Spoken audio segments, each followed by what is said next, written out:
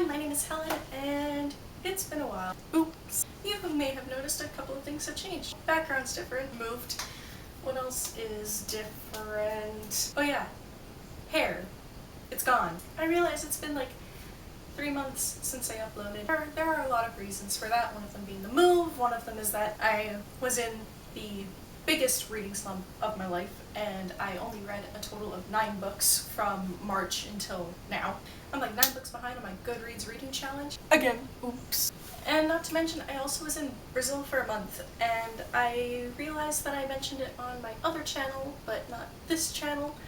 I'll make sure I leave a link to my other channel down below where I talk about leaving for the trip, and I'm filming a video soon about my actual trip, and that will go up on that channel as well. Now that I've actually started to kind of get into the reading groove again, I figured it was time to do a proper wrap-up. We're gonna go all the way back to March 1st and talk about the books that I read. So the first and only book that I actually finished reading in March was Polaris by Mindy Arnett, which is going to be over here, I think, when I'm done. I haven't decided yet. This is the second book in the Avalon duology, and I liked this book a lot more than I liked the first one.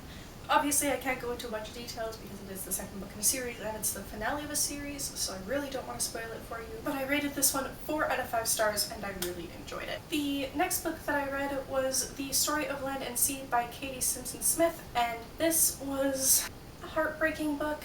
And it was not what I expected it to be, but it was still very, very good. The story in general had to do with a man whose daughter is diagnosed with yellow fever and what he does in order to save her.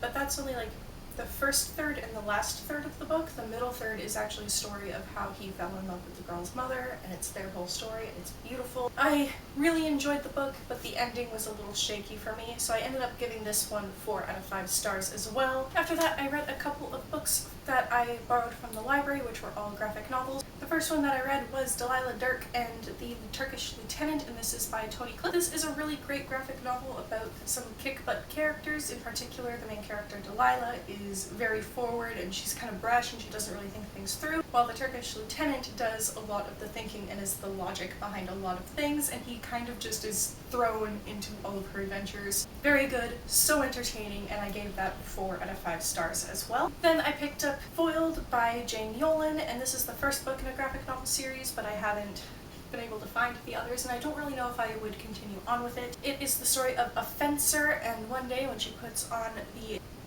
mask that they wear, she starts seeing all these like fantasy creatures around her, and she's not sure if she's going insane or she's actually seeing them or not. It's a very interesting story. I liked certain aspects of it, I just wasn't a big fan of others. I ended up giving it 2 out of 5 stars. And the last graphic novel that I read from the library was a book called Same Difference, and this is by Dirk Kim, and I remember that the main character was a Korean-American immigrant. It was a really, really good story, I just don't remember it. And I feel so strange not remembering it, but I think it's because I read it so quickly, because I read it because I was loving it so much. I gave it 4 out of 5 stars, like I really enjoyed it. Now we're getting into books that I can actually show you copies of because I have them here.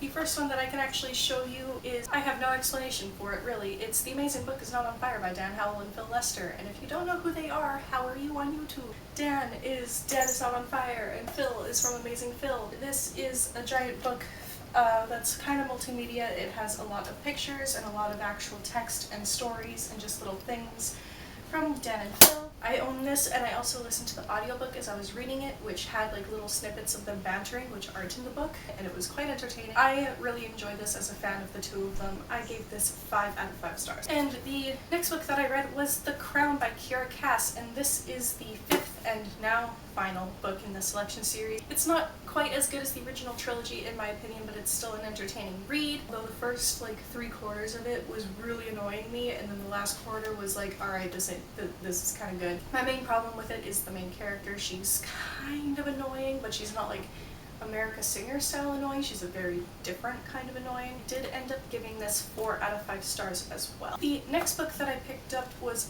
amazing, and it is Hidden by Helen Frost, and this is a book that is told half in prose and half in poetry, and it takes place from the point of views of 2 different girls. One of them was accidentally kidnapped when a man stole her mother's car and she was in the back seat, and the other is the daughter of the man who stole that car. The two of them meet years later at a summer camp, and they both know who each other are, and it's a really, really good story. I ended up giving it about a 4.5 out of 5 stars. The next book that I read is the only book that I read while I was in Brazil, and that is Magnolia by Christy Cook, and this is like a reverse Romeo and Juliet, where the families love each other and really want their 2 kids to get together, but the 2 kids hate each other. After some certain events take place, they are stuck together during a tornado, hurricane thing, but it's really, really cute. And I read it very quickly. This is actually the book that pulled me out of my reading slump. I gave it 4 out of 5 stars. And finally, the last book, which I read as soon as I got back from Brazil, which was right at the beginning of August,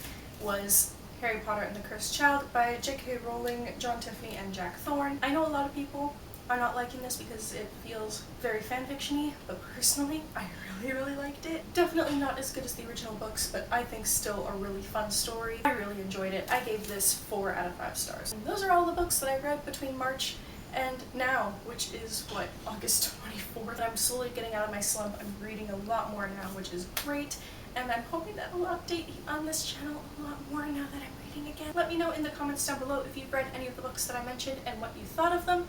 Also let me know down below if there are any particular videos that you would like to see me make on this channel, because I really want to get back into booktubing after my 3-month absence. But I do respond to every comment on my videos, and I absolutely love hearing from you, and I will see you soon with a new video. Bye!